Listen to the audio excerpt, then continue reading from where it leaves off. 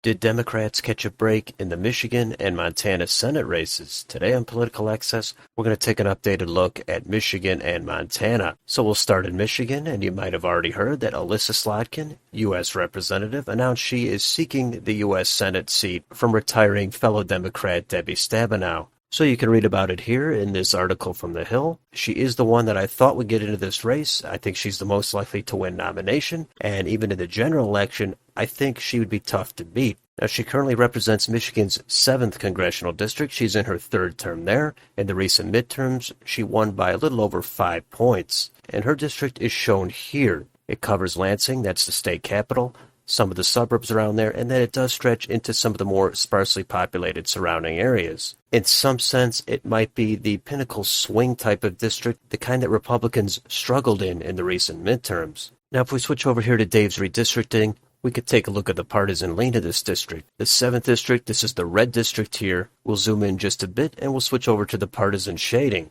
And again, Lansing, that state capital, that's where all that blue vote is, and some of the surrounding suburbs. And that's enough to drown out that mostly red rest of the district. Now, some of that red is lighter. It could go darker. That could be enough to outweigh the blue vote. But what's more likely is, if you're a Republican in this district, you got to cut into some of that blue vote that's right around the Lansing area. And at the same time, you can't completely alienate the red vote from the rest of your district. So if we go over here to the Wikipedia page, again, we could see Slotkin. She's the only one that's declared. There's some others that might get into this race. They've expressed interest. And there's some other well-known names from around Michigan on here. Brenda Lawrence, Jocelyn Benson, Debbie Dingell, Hillary Skolton, Rashida Tlaib. I don't think they're all going to get in, but I would also be a little surprised if Elissa Slotkin completely cleared the field. But Slotkin, to me, I think is the ideal candidate that Democrats have success with. She has a lot of suburban appeal. Her personality, it's not bland. She's relatively young. She seems to speak to enough of the issues to people in the middle that she's able to win elections. So in a general election, I do think she has a good chance to win. But this is only one side of the equation. How about the Republican side? Well, if we scroll down here, we do have one declared candidate, Nikki Snyder. She is not a high-profile candidate. We do have some higher-profile candidates here that have publicly expressed interest. Bill Huizenga, Lisa McClain, Peter Meyer. It's not that the Republicans don't have any bench here in Michigan. They just have a weaker bench than they had at the peak of the Rick Snyder era earlier last decade. And down here we even have Justin Amash, who could potentially get into the race as an independent or third-party candidate. And we see here the race is rated as Lean D. Inside Elections has it at Battleground. It's very early on, but I would rate it as Leans D at this point. Now that Debbie Stabenow is retiring, that does make this race much more competitive than it was. And Elissa Slotkin could have scandals come up, but I think until her brand stops working,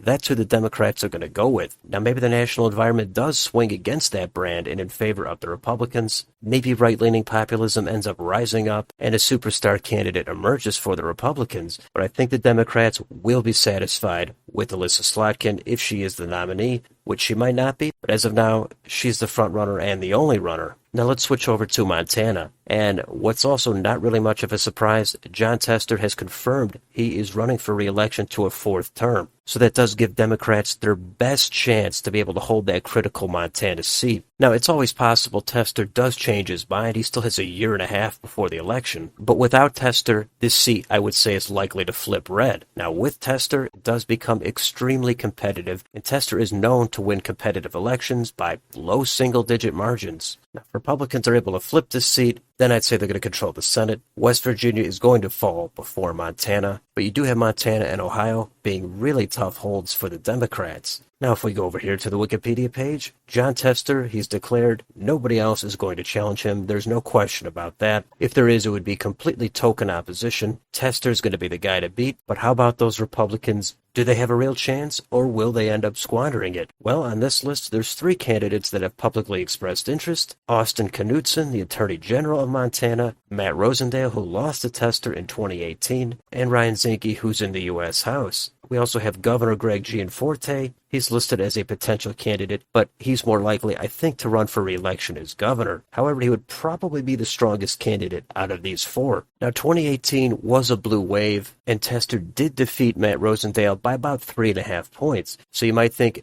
given polarization, Montana being a red state, and if the environment is even neutral, Jon Tester would be likely to lose. That certainly might be true, but Matt Rosendale, he's been there before, and he didn't get the job done. Sometimes a rematch does work. It will be 6 years later. But Rosendale, I don't think he has much charisma. I don't think he has the right personality for a broad appeal. But again, it is a redder state, and this time the Democrats do control the Senate, so that might be motivating enough for Republicans or any red-leaning independents to turn out and vote for that GOP candidate. Now, Ryan Zinke, he's kind of scandal-plagued. He did win a much narrower than expected election in the 1st Congressional District. Austin Knudsen, I don't know a lot about him. Maybe he ends up surging and becoming the front runner, but right now it's completely wide open, and Republicans cannot afford to squander yet another opportunity here in a red state. And on a federal level, Montana isn't really that much of a competitive swing state. It's not the reddest state out there, but it's a red state.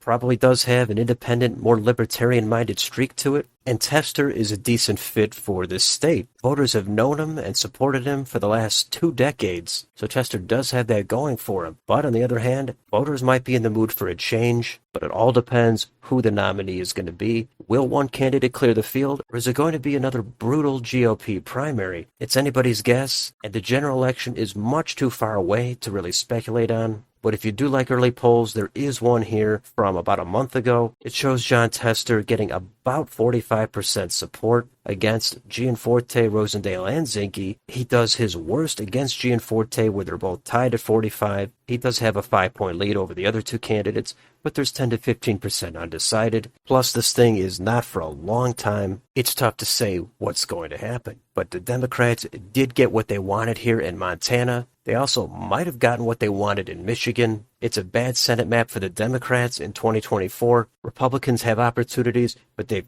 got to be able to win states like Montana and go into purple, semi-unfriendly territory in places like Michigan. So we'll see what happens, but that's an updated look at the Senate elections in Michigan and Montana.